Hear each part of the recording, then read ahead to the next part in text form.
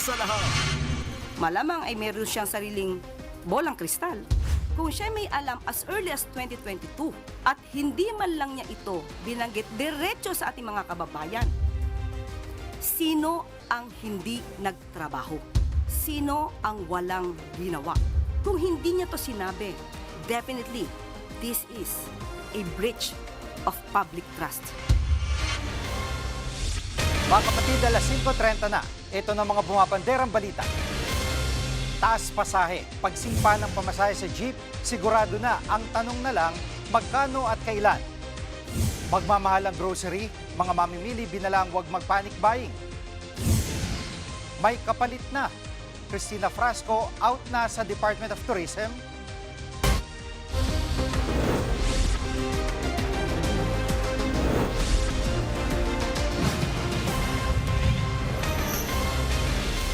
Tiyak nang tataas ang pamasahe sa gitna ng sunod-sunod na pagtaas ng presyo ng petrolyo. Ayon yan mismo sa DOTR. Live mula sa Mandaluyong, nangungun sa balita, si News 5 Transportation Correspondent Gerard de la Peña. Gerard, magkano raw ang itataas sa pamasahe? Jiggy, sa ngayon, di pa natin alam, di pa sigurado kung magkano talaga ito. Pero ang sigurado ay mukhang pagbibigyan talaga ng DOTR yung hiling ng mga transport group sa magkaroon ng taas singil sa pasahe. Mismo nanggaling na yan kay Acting Transportation Secretary Giovanni Lopez. At ang sinabi pa niya, parang kailangan yatang mag-recompute ulit at pag-aralan kung magkano talaga. Dahil previously, itong grupong Pasang Mazda ay nag-file na sila ng fare hike petition na ang hinihiling nila ay 1 peso na provisional fare hike. Isabihin parang temporary lang ito. Pero dahil sa nangyayaring developments ngayon sa Middle East at yung grabing pagtaas ng presyo na langis, mukhang kukulangin daw ito, Jiggy. At Gerard, ano ang update sa pamamahagi ng fuel subsidy sa mga tsuper? Jiggy, tuloy na yung pamamahagi ng cash assistance ng DSWD para sa mga tricycle drivers simula sa Tuesday, March 17. At 5,000 pesos ang matatanggap ng bawat tricycle driver. Yung mga jeepney naman, yung mga delivery riders at mga TNVS drivers, yung mga yan, eventually makakatanggap din sila mula sa DSWD. Pero sa ngayon ay uunahin muna talaga itong mga tricycle drivers. Ang distribution nito ay gagawin sa mga covered courts sa bawat council district ng mga lungsod. At ang kailangan lang gawin ng mga tricycle driver ay magdala ng kanilang driver's license at yung photocopy nito. Ang pondo para dito sa cash assistance ng DSWD ay nanggaling dun sa pondo ng AIX o yung Assistance to Individuals in Crisis Situations. Bali, Jiggy, magkakaroon din ng help desk dun sa mga covered courts, pamumunuan ito ng DSWD at ng mga lokal na pamahalaan para nga may sasagot dun sa katanungan ng mga driver. Ang ilang issues na nakikita nila dyan kung bakit wala yung kanilang pangalan sa listahan o kung hindi sasapat yung kanilang ID at iba pa mga concerns. Pakinggan natin ang sinabi ng DSWD tungkol dyan. Ang tugon ng AIX po talaga natin is ma-ensure natin as part of our program component na ang isang tao ay hindi nahihirapan doon sa kakayanan niya pong itawid ng kanyang pang-araw-araw na pangangailangan. At Gerard, pagdating sa presyohan ng produktong petrolyo next week, ay ano ang asahan nating mga motorista? Nako, Jiggy, bad news kasi mukhang may oil price hike na naman sa susunod na linggo at yan ang sinabi ni Energy Secretary Sharon Garin. Pero hindi pa natin alam kung magkano yan dahil kadalasan talaga ang computation ay ginagawa pagkatapos ng Sabado. Sinabi naman ni Secretary Garin na sasapat pa yung supply ng ating langis at sinabi rin ni Pangulong Bongbong Marcos na naghahanap na sila ng iba pang mapagkukunan ng supply natin. Pakinggan natin ang sinabi ni Energy Secretary Sharon Garin. Ang sigurado ko lang dyan, may increase talaga tayo for next week. Hindi ko makalma yung merkado. There will be an increase, but I don't know how much yet. Yan muna ang latest. Balik sa'yo, Jiggy. Yan ang ulat ni Gerard de la Peña live mula sa Mandaluyong. Pinangangamba ang tataas na rin ang presyo ng mga bilihin sa mga supermarket dahil sa napakamahal na petrolyo. Live mula sa TV5 Media Center, nangungun sa balita, si News 5 Senate Correspondent Mayan Los Baños. Mayan, paano agapan ng gobyerno ang posibleng pagmahal ng mga bilihin?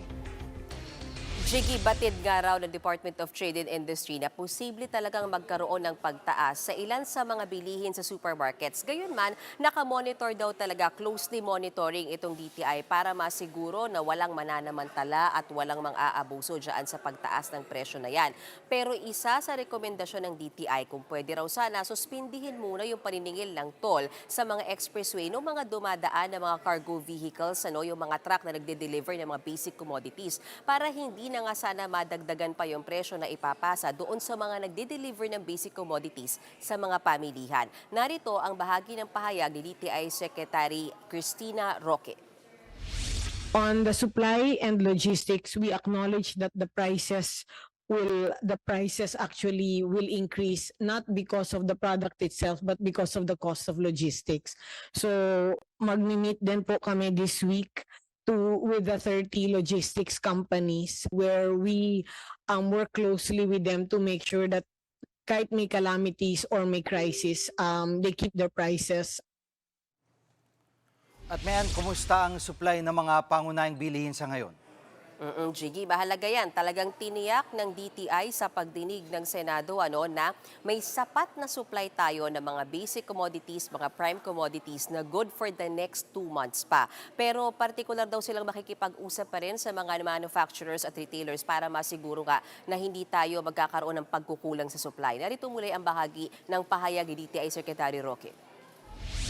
They've informed us that the supply, they have 2 month supply. So when we talk about the supply that they have, kasi yung mga nakakanned po, most of those were bought, before pa. And yung iba na nasa warehouse lang po nila. Yung iba naman nasa warehouse na po ng mga supermarkets and groceries. At yung mga grupo ng mga supermarket, ay sila ba'y magtataas na rin ng presyo?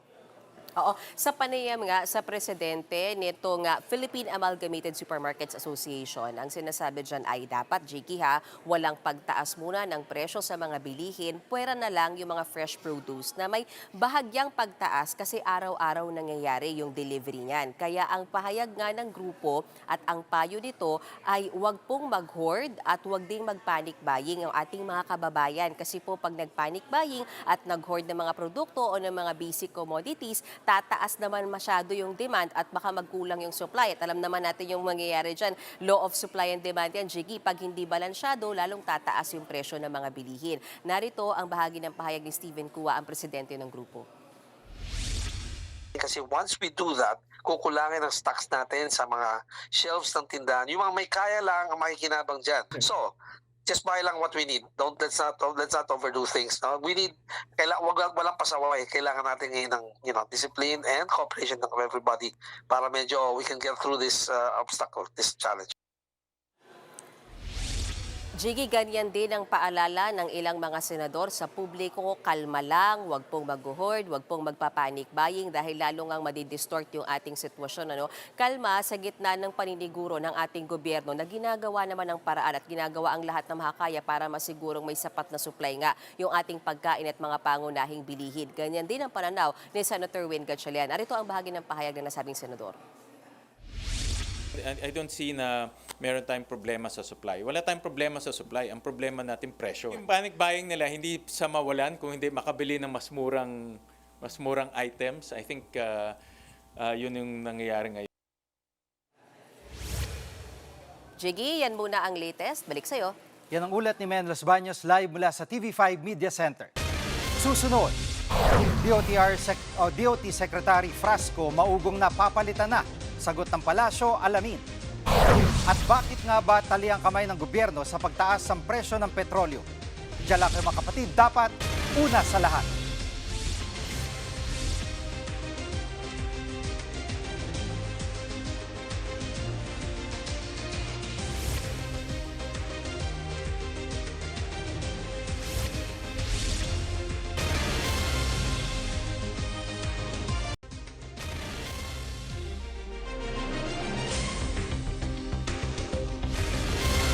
Tali ang kamay ng gobyerno sa pagtaas ng presyo ng petrolyo. Isa sa mga pangunahing dahilan, ang Oil Deregulation Law. Live mula sa TV5 Media Center, nangunguna sa balita si One News Business Editor Regina Lee. Reg, may mga nagsusulong ngayon na maamyendahan itong Oil Deregulation Law na, kung di ako nagkakamali, ay panahon pa ni President Ramos. Ano ba ang epekto ng batas na ito sa presyo ng petrolyo? Gigi, tama ka dyan. Gigi, tama ka dyan. 1998 pa itong Oil Deregulation Law. Ang buong pangalan niya ay Downstream Oil Deregulation Act of 1998. Sa ilalim ng Oil Deregulation Law, inalis sa gobyerno ang direktang kontrol sa presyo at kalakalan ng mga produktong petrolyo para gawing mas competitive ang market at iwasan ang monopolies. Kasi sa economics, pag mas competitive ang isang market, mas mababa usually ang mga presyo.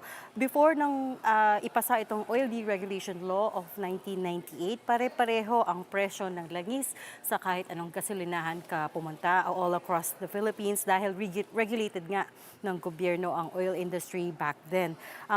Ngayon naman, after it was passed, ang kapangyarihan na lang ng DOE ay monitoring and oversight. They cannot set prices, pero they can investigate and they can prosecute kung meron silang makitang tinatawag na anti-competitive behavior, kasama na dyan ang profiteering, manipulating of the quality of the oil, pati na ang hoarding, lalong-lalo na in times of crisis. So what this oil deregulation law did was to take away yung price control sa gobyerno, pero meron pa rin silang oversight and monitoring capabilities, Jiggy. At yun nga, no, isa sa mga parang natatandaan kong mekanismo nung pag tumaas yung presyo ng petrolyo ay pag nag-subsidiya yung gobyerno, makokontrol yung presyo. Yes. Pero sa ngayon ay napapanahon ba na ito'y ibasura o maamyendahan yung batas na ito? Tama ka dyan, Jiggy. Matagal na nga itong debate, and because of this oil crisis na dulot ng Middle East war, na bring up ulit yung discussions around this, na ibasura or iamendahin yung deregulation law. Itong ang paniwagan ng mga transport groups, pati na iamenda man lang ang law at this point. We spoke to Energy Secretary Sharon Garin last night. Sabi niya, open naman sila depending on what Congress thinks, because this is a law, kailangan dumaan muna sa Kongreso. Sabi ng Energy Secretary Garin, open naman sila kung kailangan i-revisit itong law at imendahan yung ibang provisions. Ang dalawang maaaring mangyari dito, no? Una, mabalik sa kanila yung price controls. Ibig sabihin, pag masyadong mataas yung presyo ng langis at any given point in time, pwede ito i-cap ng gobyerno. Pwede silang mag-set ng tinatawag na ceiling o maximum price. Pangalawa, mababawasan din ang impluensya ng global oil market sa local oil market natin. Ibig sabihin, just because tumaas ang presyo sa global markets, not necessarily na ganun din mangyayari dito. Hindi tayo ganun ka-vulnerable. Ang dumidikta kasi sa local prices, as you know, is yung presyo ng ipapalit na supply. Ang tawag nilang replacement cost. Na-explain na rin ito ni Secretary Sharon Garin na yung replacement cost ang nagpapataas kaagad kung bakit ang bilis tumaas ng presyo kapag there's global conflict. Kaya lang, may consequences to. Ang pangunahing consequence na nga is yung subsidy na sinasabi mo. Kasi kapag kinap ng government ang price, kunyari sa 70, pero ang price sa global market ay 90, sila ang mag-absorb ng diferensya na yon. So malaki-laking responsibilidad, malaki-laking burden din ito sa national budget, Jiggy. Yan pong ulat ni Regina Lay, live mula sa TV5 Media Center. Kapapasok lang na balita, inalis na si Cristina Frasco bilang kalihim ng Department of Tourism. Live mula sa TV5 Media Center, nangunguna sa balita si Camille Samonte. Camille, anong inanunsyo ng Malacanang? Yes, Gigi, kakaanunsyo nga lang ni Pangulong Bongbong Marcos kung saan kinumpirma na nga ng palasyo ang pagpapalit ng liderato ng Department of Tourism. Tinalaga ng Pangulo si Frasco bilang Presidential Advisor for Sustainable and Resilient Communities. So ang posisyon na ito ay ang sinasabi ni Pangulo ay inatasan niya si Frasco na gampanan nga itong kanyang papel para makatulong na palakasin yung implementasyon at patuloy na pagsunod sa mga partnerships sa local governments at yung pagpapatupad ng mga livelihoods at Inexpress din ng Pangulo yung kanyang appreciation sa serbisyo ni Frasco sa Department of Tourism. So sa ngayon, ang magiging officer in charge ay si Undersecretary Verna Buenzo Seco. Pero kanina, Jiggy, sa Palace briefing ay hindi nga direktang nasagot yan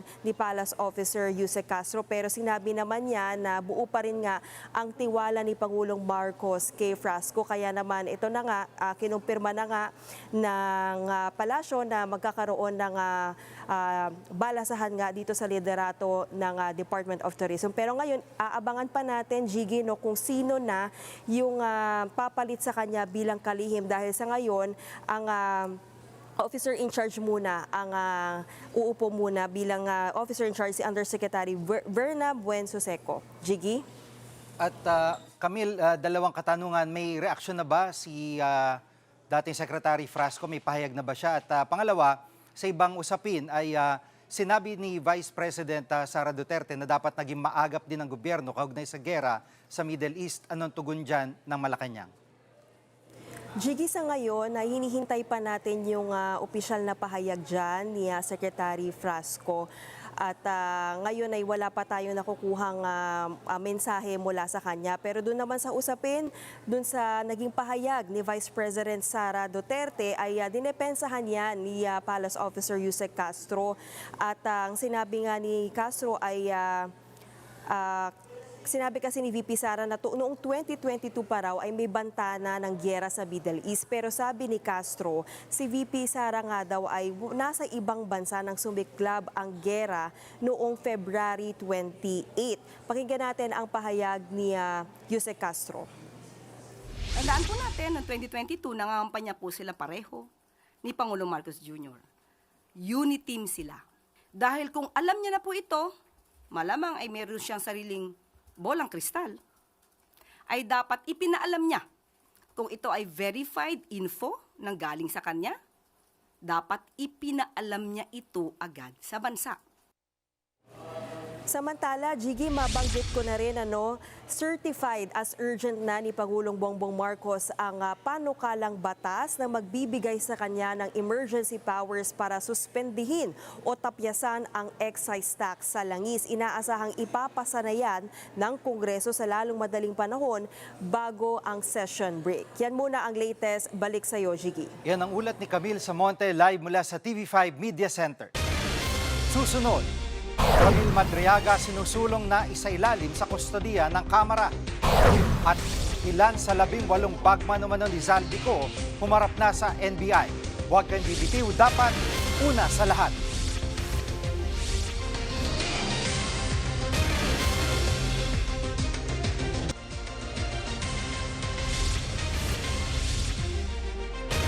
Isinusulong ng ilang mambabatas na isailalim sa kustodiya ng Kamara si Ramil Madriaga. Siya yung nagpakilalang bagman umano ni Vice President Sara Duterte. Live mula sa Batasang Pambansa, nangunguna sa balita si News 5 House Correspondent Marian Enriquez. Marian, bakit gustong ilipat ng kustodiya si Madriaga? Jiggy, gustong masiguro ni Akbayan Party List Representative Shell Jokno na ligtas si Ramil Madriaga. Itinuturing daw kasi itong material witness o mahalagang testigo sa impeachment laban kay Vice President Sara Duterte. Formal na ngang sumulat si Jokno kay House Justice Committee Chairperson Jervin Luistro para hilingin yung paglilipat ng kustodiya ni Madriaga. Kung babalikan po natin, idinitalyo ni Madriaga sa kanyang sinumpaang salaysay kung paano umano ginastos ni VP Sara yung confidential funds. Nauna na rin sinabi ni Madriaga na may mga banta umano sa kanyang buhay. Pakinggan po natin itong pahayag ni Congressman Shell Jokno.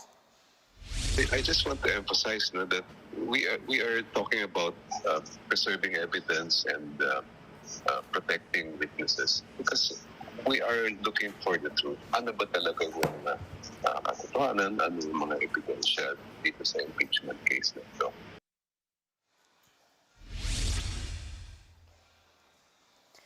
Gigi, sa isang pahayag naman muling giniit ng abogado ni VP Sara na si Attorney Paulo Panelo na gusto nilang manatiling buhay si Madriaga. Material witness lang daw siyang maituturing sa pagbunyag na pamumulitika lang talaga ang motibo ng impeachment. Nauna nang sinampahan ni VP Sara ng reklamong perjury si Madriaga dahil sa pagsisinungaling umano nito sa kanyang affidavit. Samantala, Gigi, maliban nga dun sa paglilipat ng kustodiya ni Madriaga, pinasasampi na rin ni Jokno yung ilang mahalagang dokumento. Kabilang na nga po riyan yung Statement of Assets, Liabilities and Net Worth o SALN ni VP Sara at bank records. Sinigundahan din po yan ng iba pang mga kongresista itong motion nga ni Jokno. Yan po sina ML Party List Representative Leila De Lima, Akbayan Party List Representative Percy Sendanya at Dinagat Islands Representative Kaka Bagao. Gigi.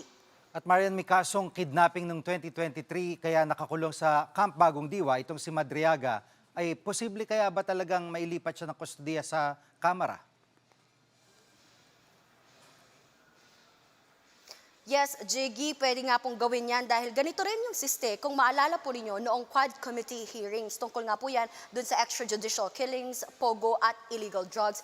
Inilipat po yung kustodiya sa Kamara yung dalawang inmate na sina Fernando Magdadaro at Leopoldo Tan. Umamin po sila sa pagpatay ng umano'y mga dayuhang drug lord noong August 2016 sa Davao Prison and Penal Farm. May iba pang naging halimbawa si Congressman Jokno. Narito po ang kanyang pahayag.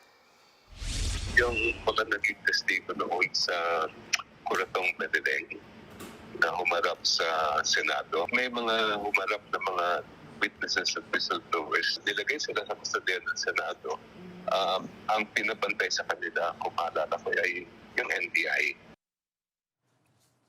At Marian, sa Lunes, mapapaso ng deadline kay VP Sara para sagutin ang impeachment complaints. Nagsumiti na ba ng mga pleadings ang bise? Tama ka nga, Jiggy, deadline na po sa Lunes, March 16. Pero hanggang ngayon, wala pa rin na isusumite yung kampo ng Vice-Presidente. Kung wala po siyang isumiting tugon, ipagpapalagay ng komite ng Kamara na isinusuko niya ang karapatan niyang sumagot sa mga alegasyon. Pero update lang din, Jiggy, may mga itinalaga ng abogado si VP Sara para nga sa impeachment. Pero kini-question po ng ilang kongresista yung dalawa dito sa abogado dahil posible nga umano pong conflict of interest. Partikular na sina Attorney Reynold Monsayak at Michael Powa na naging tagapagsalita ni VP Sara sa Office of the Vice President at DepEd. Posible kasi silang maging testigo sa impeachment.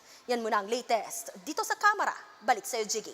Yan ang ulat ni Marian Enriquez live mula sa Batasang Pambansa. Pumarap na sa NBI ang ilan sa 18 nagpakilalang bagman ni dating Congressman Zaldico. Live mula sa Pasay, nangungun sa balita si Gio Robles. Gio, anong dahilan ng pagharap nila sa NBI?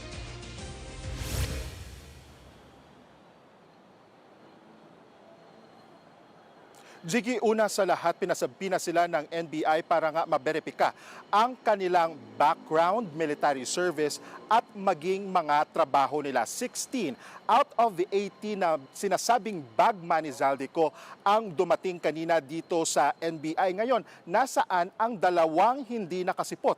Ayon sa kanilang abogado na si Attorney Levito Baligod, may family emergency ang dalawang absent. Yung isa nga doon ay yung asawa niya manganganak. So sa ngayon, after that, nung dumating yung sina Baligod at yung 16 na mga sinasabing ex-Marines at bagman nga ni Zaldico, dumating din kanina si dating Congressman Mike Defensor kasama ang kanyang abogado na si Ferdinand Topacio. Si Defensor, inamin niya na isa nga siya sa tumutulong dito sa mga ex-Marines dahil naniniwala daw siya sa mga ipinaglalaban nito. Binatikos ni na Defensor ang tila custodial interrogation ng NBI dito sa mga dating Marines. Dahil nga daw dyan, parang pinasok daw sa magkakahiwalay na kwarto at isa-isang kinausap. Pero agad naman niya nilinaw ni Attorney Baligod na siya mismo yung pumayag na gawin niya ng NBI dahil nga yung argument niya wala naman daw silang tinatago. Tumagal ng halos 4 na oras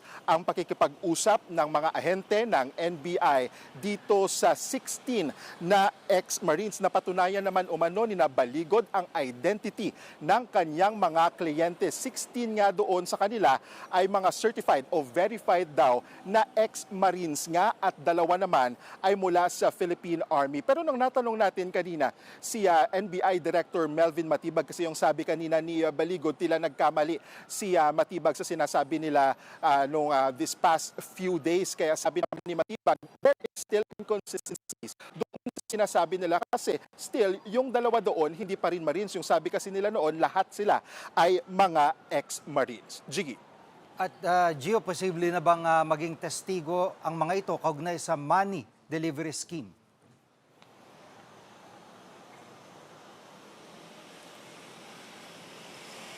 Kanina nga, nung kakalabas pa lang dito ni na Attorney Baligod, ayon sa kanya, naging pag-usap niya sa NBI at na potential witnesses ng ahensya ang kanyang mga kliyente. Pero ayon kay NBI Director Matibag, hindi pa pinalyan dahil kakasimula pa lang ng kanilang investigasyon. In his own words ni Matibag kanina, posible pa silang maging persons of interest, pwede din silang maging perpetrator, pwede din silang maging biktima. Depende nga sa mga ebidensya. Kung matatandaan din natin na una nang nagsampa ng reklamo sina National Security Advisor Eduardo Anyo, dating Senador Antonio Trillanes at Congressman Laila de Lima laban sa grupo ng mga dating sundalo. Yan ay matapos silang idawit na nakatanggap umano ng mali-maletang pera. Ito yung mga kickback mula raw sa flood control project. Sinagot naman ni Matibag ang reklamo ni na defensor kung bakit nauna pa nilang pinatawag itong mga ex-Marines imbis na ipatawag muna nila yung mga pangalan doon sa affidavit nila o doon sa kanilang akusasyon na tumanggap nga ng mali-maletang pera. Pakinggan po natin itong pahayag ni Attorney Melvin Matibag. Halimbawa po, isa sa inyo nagreklamo, sino po bang unang tinatanong ng investigador? Hindi po ba kayong nagreklamo, tinatanong yung istorya ninyo, yung kwento ninyo, tinitingnan kung tumutugma sa mga pangyayari at mga ebidensyang nakakalap, at yung inireklamo, tsaka natin tatawagin.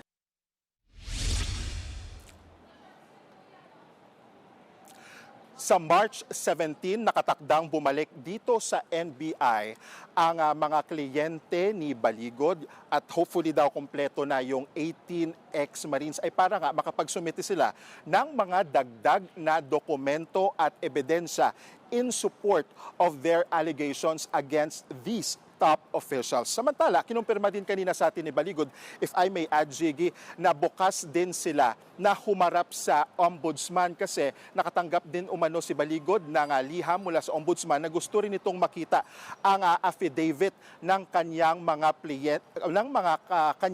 kliyente. Open daw sila, ready daw sila dyan at handang-handa din sila na magsumite ng separate na mga affidavit. Jiggy. Yan po ulat ni Gio Robles live mula sa Pasay. Susunod, Iran nagbabalang posibleng umabot sa $200 per barrel ang presyo ng langis. Huwag kang bibitiw, dapat una sa lahat.